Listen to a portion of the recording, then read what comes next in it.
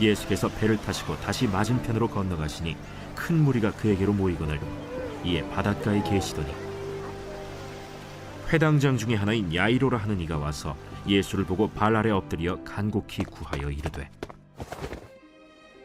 내 어린 딸이 죽게 되었사오니 오셔서 그 위에 손을 얹으사 그로 구원을 받아 살게 하소서. 이에 그와 함께 가실새 큰 무리가 따라가며 애워싸 밀더라. 12해를 혈루증으로 앓아온 한 여자가 있어 많은 의사에게 많은 괴로움을 받았고 가진 것도 다 허비하였으되 아무 효험이 없고 도리어 더 중하여졌던 차에 예수의 소문을 듣고 무리 가운데 끼어 뒤로 와서 그의 옷에 손을 대니 이는 내가 그의 옷에만 손을 대어도 구원을 받으리라 생각하밀러라. 이에 그의 혈루 근원이 곧 마름에 병이 나은 줄을 몸에 깨달으니라. 예수께서 그 능력이 자기에게서 나간 줄을 곧 스스로 아시고 무리 가운데서 돌이켜 말씀하시되 누가 내 옷에 손을 대었느냐? 제자들이 여짜오되 무리가 에워싸 미는 것을 보시며 누가 내게 손을 대었느냐 물으시나이까? 예수께서 이 일 행한 여자를 보려고 둘러보시니 여자가 자기에게 이루어진 일을 알고 두려워하여 떨며 와서 그 앞에 엎드려 모든 사실을 여쭈니 딸아, 내 믿음이 너를 구원하였으니 평안히 가라. 내 병에서 놓여 건강할지어다. 오늘도 이 새벽에 말씀의 자리, 예배의 자리, 기도의 자리에 나오신 모든 성도님들을 진심으로 환영하고 축복합니다. 오늘 저는 염치 없게 기도하자라고 하는 제목으로 말씀을 드리겠습니다. 이 새벽에 단잠의 유혹을 물리치고 피곤한 몸을 쳐서 일으켜 이 자리에 나오신, 이 기도의 자리에 나오신 것은 분명히 성도님들도 이 기도가 참으로 필요하고 중요한 것이라고 생각하였기 때문에 그러하시리라 생각합니다. 그럼 성도님들께는 그렇게 열심히 노력하시고 붙잡고 계시는 기도가 성도님들께는 어떤 것인가요? 최근에 어느 날 아내가 저한테 이와 비슷한 질문을 하였습니다. 당신은 기도가 뭐라고 생각해? 라고 묻더라고요. 그 당시 그 순간에 제가 기도에 대해서 많은 정의를 내려본 것도 아니고 많이 생각한 건 아니었는데 제 입에서 불쑥 이렇게 대답을 했습니다. 나는 기도는 신뢰다 라고 생각한다. 이렇게 얘기했습니다. 기도는 신뢰다. 저는 제가 하나님께 기도하는 것은 저는 하나님을 신뢰하기 때문이고 제가 기도드리는 그 모든 내용에 하나님께서 응답하시리라 신뢰하기 때문에 기도하고 있습니다. 오늘 본문에도 이처럼 믿음으로 행동한 한 여인이 나옵니다. 그래서 오늘은 저는 그 여인의 믿음의 행동과 우리의 기도를 연결지어서 말씀을 드리고 싶습니다. 우리가 함께 읽은 본문을 간략하게 말씀을 드리면 12살 된 자기 딸이 죽게 된 회당장 야이로가 예수님께로 찾아와서 예수님의 손을 자기 딸 위에 얹어서 자기 딸이 살게 해달라고 간곡하게 부탁합니다. 그 부탁을 듣고 예수님이 회당장 야이로의 집에 가는데 많은 사람들이 그 예수님을 따라 함께 갑니다. 그 상황에 12년 동안 혈루증을 앓아왔던 여인이 예수님 뒤에 와서 예수님의 옷자락을 만지고 낫는 장면이 성경에 기록되어져 있습니다. 먼저 이 여인이 겪었던 어려움을 함께 생각해 보고 싶습니다. 아시다시피 혈루증은 몸에서 피가 나는 병입니다. 본문 26절에 이 여인이 혈루증 때문에 어떤 어려움을 겪었냐고 나오면 많은 의사에게 많은 괴로움을 받았고 가진 것도 다 허비하였습니다. 그런데 아무 효험이 없고 치료되기는 커녕 도리어 더 중하여졌다고 합니다. 그 치료 기간이 1, 2년이었으면 모르겠지만 장장 12년이라는 긴 시간을 그 여인이 그걸로 고생한 걸 생각하면 참으로 암담하고 힘겨운 내용이라고 생각이 됩니다. 그럼 이 여인은 도대체 왜 이렇게 이 병을 치료하기 위해서 노력했을까요? 그 이유는 그 병에 대해서 당시 이스라엘 사회에서 어떻게 규정하고 어떻게 대우했는지를 살펴보면 이해될 수 있습니다. 레위기 15장 19절에서 33절 말씀을 보면 여인의 피의 유출병, 즉 혈루병에 대한 내용이 기록되어 있는데 한마디로 혈루병이 있는 상태가 되면 그 여인은 부정하다고 합니다. 불결하다고 규정하고 있습니다. 혈루증이 있는 이래 동안 불결하고 그 기간 동안 그를 만지는 사람도 부정하고 그가 누웠던 자리나 앉았던 자리도 부정하게 됩니다. 그가 앉았거나 누웠던 자리를 만지는 자도 부정하고 그 앉았거나 누웠던 자리 위에 있는 무엇인가를 만지는 사람도 부정하게 됩니다. 당연히 이 여인과 동침하는 자도 그 불결함이 전염되어 일주일 동안, 이래 동안 부정하게 됩니다. 여인에게 있는 정상적인 이 혈루증에 대해서도 이렇게 부정하다고 하였는데 이 여인의 유출병의 기간은 장장 12년입니다. 12년 동안 이 여인은 부정한 여인으로 취급받았습니다. 정상적인 생활은 아무것도 할 수 없었습니다. 개인적으로, 인격적으로, 종교적으로, 사회적으로 완벽하게 단절되고 소외된 삶을 살았습니다. 그녀의 인생은 이 병으로 인해 완전히 저주받은, 완전히 망한 인생이었습니다. 그래서 이 여인은 이 병을 그처럼 치료하고 싶었고 그처럼 고생했는데 결과는 더 심해진 상태로 남아 있습니다. 그러다가 여러 가지 기적을 행하시는 예수님의 이야기를 듣습니다. 이 예수님의 옷자락을 만지면 자기 병이 나을 거라고 하는 참 신기한 믿음도 그 여인에게 생겼습니다. 그래서 이 여인은 예수님을 만나러 가겠다고 하는 비장한 결심을 합니다. 오늘 본문이 그렇게 해서 일어난 일을 기록하고 있습니다. 부정한 몸으로 사람들 사이에 들어가고 사람들 앞에 나서고 사람들과 이렇게 함께 있는 그 상황이 이 여인에게는 참으로 부담스럽고 고민되고 걱정되는 상황이기도 했습니다. 그런데 그 여인은 그 고민 때문에 그 일을 멈추지 않습니다. 밀집된 사람들 사이를 뚫고 예수님께로 가는 동안 힘겨움은 당연히 있었을 것입니다. 그러나 포기하지 않고 노력한 결과 결국 예수님 뒤에 가서 예수님의 옷자락을 만지는데 성공합니다. 그런데 예수님의 옷자락을 만진 순간 참으로 놀라운 일이 발생합니다. 오늘 저희가 읽었던 5장 29절에 이에 그의 혈루 근원이 곧 마름에 병이 나은 줄을 몸이 깨달으니라. 그녀의 아픈 증상들이 나은 것을 몸이 깨달았다는 것입니다. 느껴졌다는 것입니다. 12년 동안 수많은 의사에게 수많은 괴로움을 받고도 더 병이 진전되고 더 중하여졌던 그 병이 예수님의 옷자락을 만지자 병의 근원된 혈루의 근원이 마르고 그 몸이 치유된 것을 몸이 스스로 느꼈다는 것입니다. 이 여인의 이야기가 이 새벽에 기도하러 나오신 우리 성도님들에게 어떻게 연관될 수 있을까요? 제가 오늘 말씀 제목으로 잡은 염치 없게 기도하자라는 내용이 이 여인의 이야기와 우리의 기도를 연결한 내용입니다. 표현이 좀 의아하지만 이것은 분명히 오늘 말씀에서 찾아볼 수 있는 내용입니다. 한마디로 이야기하면 바로 이 여인의 행동처럼 기도하자는 것입니다. 이 여인의 행동을 잠깐 살펴보겠습니다. 앞에서 혈루증에 있는 사람에 대한 규정을 레위기에서 살펴봤습니다. 이 여인이 만진 것은 사람이나 사물이나 모두 부정한 것이 됩니다. 그런데 이 여인은 예수님의 옷자락을 만지면 자기가 나을 거라고 하는 그 믿음 때문에 그 부정한 손으로 예수님을 만집니다. 그리고 이 예수님에게로 가까이 가려고 나아가는 그 상황 속에서 많은 군중들을 뚫고 지나가는데 그런 과정에 많은 사람들하고 몸이 부딪히게 됩니다. 그러면 그 자신과 부딪혔던 그 많은 사람들도 전부 다 부정한 사람이 됩니다.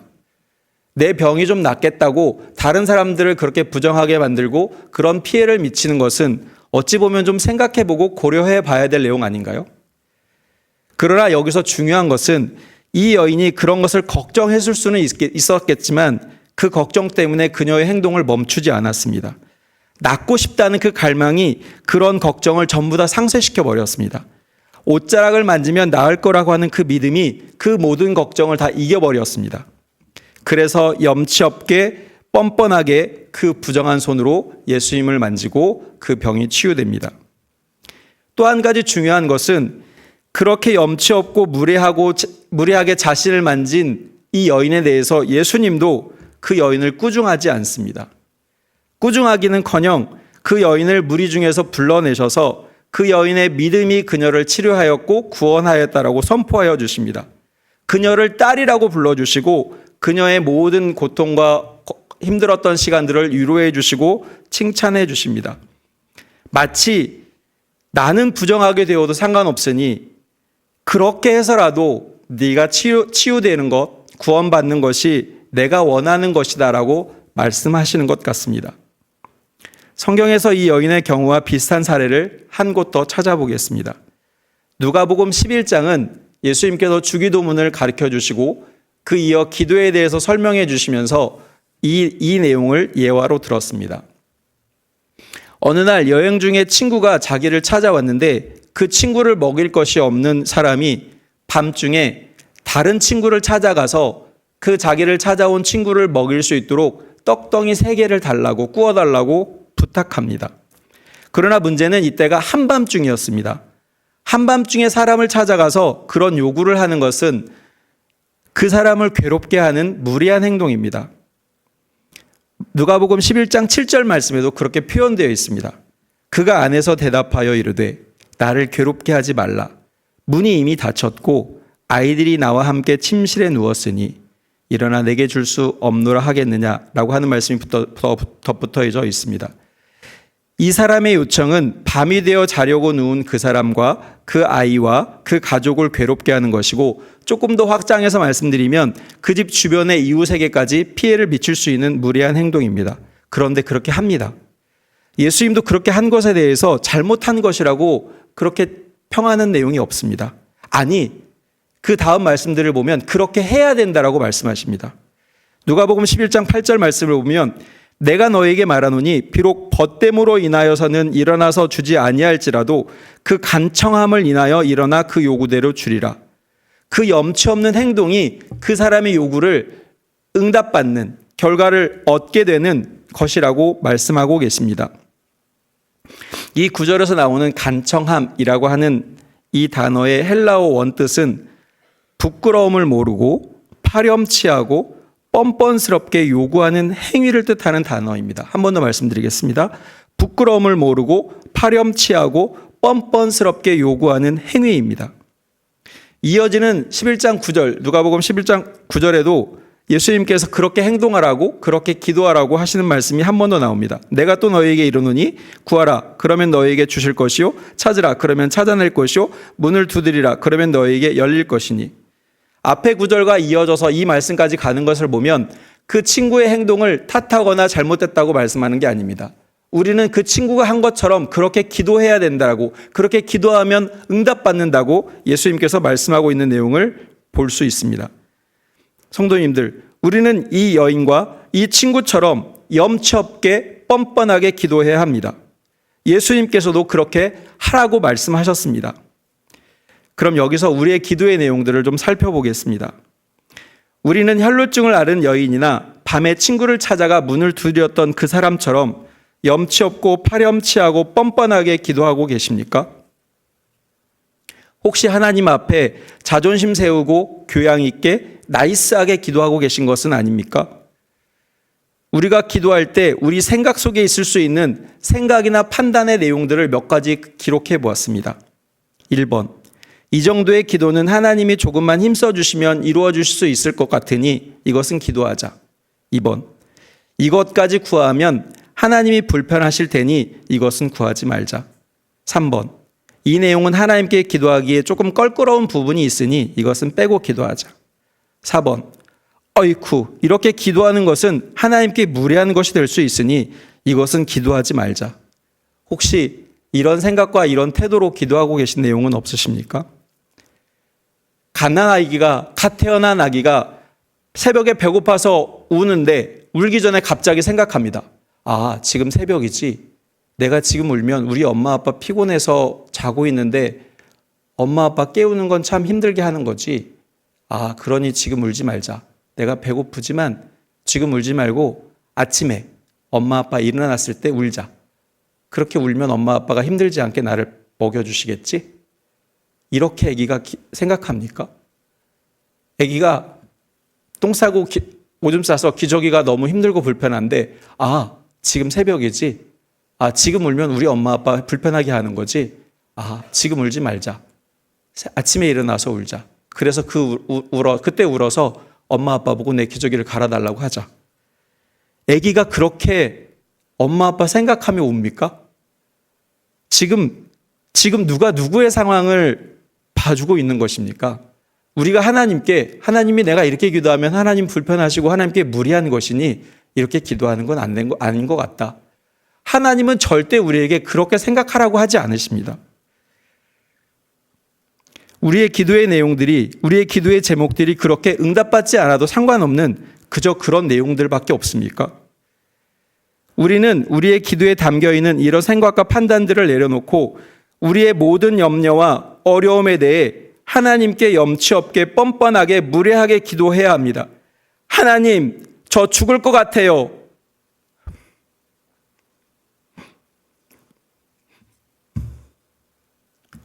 저 너무 힘들어요. 하나님 구원해 주세요. 하나님밖에 답이 없습니다. 하나님만이 저를 살려줄 수 있습니다. 이렇게 기도해야 합니다. 그리고 성도님들에게 한 가지 더 도전을 드리고 싶습니다. 이것은 지난주 금요일에 제가 단상에서 두 번째 기도를 인도하는 동안 그런 마음이 저에게 들었습니다. 성도님들과 함께 기도하려고 제목을 말씀드리고 있는 이 기도의 제목들은 하나님이 원하시고 기뻐하시는 것이다. 그래서 하나님께서 기뻐하시는 이 기도의 제목들을 우리 입에 주시고 우리로 하여금 그것에 대해 부르짖고 간절하게 기도하게 하신다. 그리고 하나님이 우리가 드리는 이 기도의 제목들에 대해 응답하시고 일하셔서 하나님의 뜻이 이 땅 가운데 이루어지게 하는 것이구나. 이것을 하나님이 원하시고 기뻐하시는 것이구나 하는 생각이었습니다. 빌립보서 2장 13절에 보면 너희 안에 행하시는 이는 하나님이시니 자기의 기쁘신 뜻을 위하여 너희에게 소원을 두고 행하게 하시나니 라고 기록되어 있습니다. 하나님이 우리 가운데 소원을 두고 행하게 하십니다. 하나님의 소원을 우리 가운데 담아주십니다. 그래서 그것을 행하게 하시고 그것을 위해서 기도하게 하십니다. 우리는 하나님께서 택하신 족속이요 왕 같은 제사장들이요 거룩한 나라입니다. 제사장은 하나님과 백성 사이에 서서 중보하는 사람입니다. 어거스틴은 이렇게 말합니다. 우리는 하나님 없이 아무것도 할 수 없다. 그러나 우리가 없으면 하나님께서도 아무 일도 하지 않으신다라고 말했습니다. 우리가 하나님의 동역자인 것을 아십니까? 우리를 통해서 하나님의 일이 이루어지는 것을 아십니까? 우리를 통해서 하나님이 일하고 계시는 것을 아십니까? 이 내용을 오늘 말씀과 연관지어 보겠습니다. 하나님은 이 세상과 이 열방과 이 나라와 이 민족 그리고 우리의 이웃과 우리 자신을 향해 하나님이 원하시는 모습과 뜻과 소원을 가지고 계시고 그것을 우리 마음에 두어 행하게 하십니다. 그리고 구체적으로 그 내용들을 우리 입술의 기도 제목으로 주셔서 우리가 부르짖는 그 기도를 통해 그 일들을 이루어 가십니다. 그렇게 하나님의 뜻이 이루어지는 것을 하나님이 원하시고 기뻐하시는 것입니다. 그래서 우리는 그런 기도를 염치 없고 뻔뻔하게 해야 합니다. 그럼 이와 관련해서 우리의 기도의 내용은 어떠합니까? 우리의 아버지 하나님은 하나님의 자녀들을 구원하기 위해 십자가 예수를 죽이시면서 구원의 길을 열어놓으셨지만 여전히 그 복음과 생명을 모르고 죄의 종되어 죽어져가 있는 백성들을 바라보시며 안타까워하시고 마음 아파하시고 전전긍긍하시는데 우리는 다른 사람이 예수를 믿고 안 믿고는 그들의 결정이니 나와는 상관없는 것이니 그런 것들을 위해 그렇게까지 기도할 내용은 아닌 것 같다 라고 생각하시는 분은 없으십니까? 혹시 나는 내 개인과 내 가정적인 삶에는 관심이 많지만 이 세상이나 나라와 민족에는 관심이 없다. 그리고 내 삶은 좀 살만하고 내 가정은 좀 평안하니 그렇게 울며 기도할 제목은 나에게 없다. 혹시 이렇게 생각하고 있는 분은 없으십니까? 하나님께서는 내가 그리스도의 장성한 분량에 이르기를 원하십니다. 그것을 위해서 내 안에 바뀌고 변화되어야 될 내용들이 얼마나 많습니까? 또 우리 안에 있는 육체의 소욕들이 성령의 소욕들로 바뀌기를 원하시는 그 하나님의 마음이 얼마나 간절합니까? 그러나 우리는 그저 그런 것과는 상관없이 남들이 욕하지 않을 만큼 남들에게 욕먹지 않을 만큼 신앙생활을 하고 있으니 이만하면 됐다고 생각하며 그저 그런 내용으로 기도하고 있는 모습이 우리에게는 없습니까? 과연 우리가 기도하면 정말 하나님이 우리의 기도에 응답하실 수 있는 전능하신 하나님이란 것을 우리가 믿고 있습니까? 우리에게 좀 더 무례하고 염치 없고 뻔뻔하게 하나님께 기도할 만한 내용과 열정이 정말 없습니까? 만약 그런 기도 제목이 생각나지 않는다면 하나님께 기도합시다. 나를 향한, 이웃을 향한, 나라와 민족을 향한 아버지의 마음과 눈을 우리에게 달라고 기도합시다. 내 입술에 하나님이 원하시는, 하나님의 그 소원하시는 그 기도의 제목들을 담아달라고 기도합시다. 그렇게 주신 아버지의 마음과 눈으로, 아버지의 소원으로 이 세상을 보고, 교회를 보고, 이웃을 보고, 나를 보며 하나님께 기도하는 우리가 되었으면 좋겠습니다. 그런 우리의 기도를 통해 하나님의 통치와 임재가 이 땅 가운데, 이 나라 가운데 우리 이웃과 나에게 이루어지게 해달라고 기도합시다. 그 일에 나를 사용하여 달라고 기도합시다. 염치 없게 기도합시다. 뻔뻔하게 기도합시다. 쉬지 말고 기도합시다. 입을 크게 벌려 기도합시다. 길을 가다가도 기도하고 밥을 먹다가도 기도합시다. 울며 불며 절박하게 기도합시다. 그래서 아버지의 뜻이 내 안에, 내 이웃에게, 이 나라와 이 민족 가운데, 이 열방 가운데 이루어지는 것을 보고 하나님과 함께 즐거워하며 하나님께 영광을 돌리는 우리가 됩시다. 그런 아름다운 은혜가, 그런 감격적인 은혜가 저와 우리 성도님들에게 있게 되길 간절히 기도합니다.